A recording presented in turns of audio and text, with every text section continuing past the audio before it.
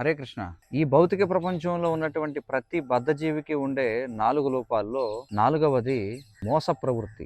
ఉదాహరణకు సైన్స్‌లో జరిగిన ఒక అతిపెద్ద మోసం యొక్క ఉదాహరణ మీకు చెబుతాను. ఈ రోజు ఏదైతే సమాజంలో అనేక రకాల సిద్ధాంతాలు చలామణిలో ఉన్నాయో, ముఖ్యంగా సైన్స్ చెప్పినటువంటి అనేక సిద్ధాంతాలు, వాటన్నిటికీ కూడా మూలమైనటువంటిది డార్విన్ పరిణామ సిద్ధాంతం.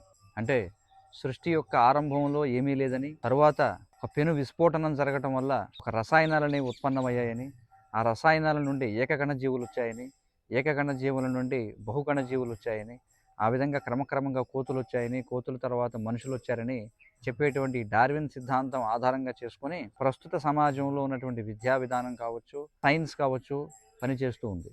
మరి ప్రస్తుత సమాజంలో కోతులు ఉన్నాయి, మనుషులు ఉన్నారు. కానీ కోతుల నుండి మనిషి ఆవిర్భవించే ప్రక్రియలో మధ్యస్థంగా ఉన్నటువంటి జాతి మనకి ఎక్కడ కూడా కనిపించదు. ఎందుకంటే డార్విన్ పరిణామ సిద్ధాంతం అనేది తప్పు కాబట్టి. కానీ ఈ అబద్ధపు సిద్ధాంతాన్ని నిరూపించుకోవడం కోసం అనేక మంది సైంటిస్టులు 1912లో 1953లో ఇలా అనేక పర్యాయాలు వారికి దొరికినటువంటి ఏదో ఒక పుర్రెను తీసుకొచ్చి, ఇదిగో ఇదే కోతికి మనిషికి మధ్యస్థంగా ఉన్నటువంటి జాతి అని నిరూపించడానికి ప్రయత్నం చేశారు. కానీ వారు ఆ విధంగా వాటిని ప్రమాణాలుగా అందజేసిన తరువాత 5-10 సంవత్సరాలకు అదంతా కూడా పచ్చి మోసం అని తెలిసింది. చాలా సందర్భాల్లో ఏదో ఒక విధంగా ఈ డార్విన్ పరిణామ సిద్ధాంతాన్ని, అంటే మనిషి కోతి నుండి ఆవిర్భవించాడు అనేటువంటి సిద్ధాంతాన్ని నిరూపించడం కోసం చాలామంది చాలా తంటాలు పడ్డారు.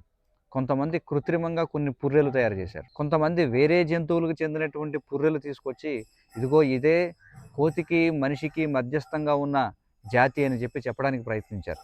కానీ కాలగమనంలో అవన్నీ కూడా అబద్ధము, పచ్చి మోసం అని తేలిపోయాయి. ఈ విధంగా మనం అర్థం చేసుకోవచ్చు, ప్రత్యక్షంగా చూడడం ద్వారా మనం సంపూర్ణ జ్ఞానాన్ని పొందలేం. అందుకే ప్రత్యక్ష ప్రమాణం అనేది పరమసత్యాన్ని తెలుసుకోవడానికి ఉపయోగపడదు. ఎందుకంటే మనకి 4 లోపాలు ఉన్నాయి కాబట్టి, మన యొక్క ఇంద్రియాలు అసంపూర్ణం కాబట్టి మనం భ్రమకి గురవుతాం.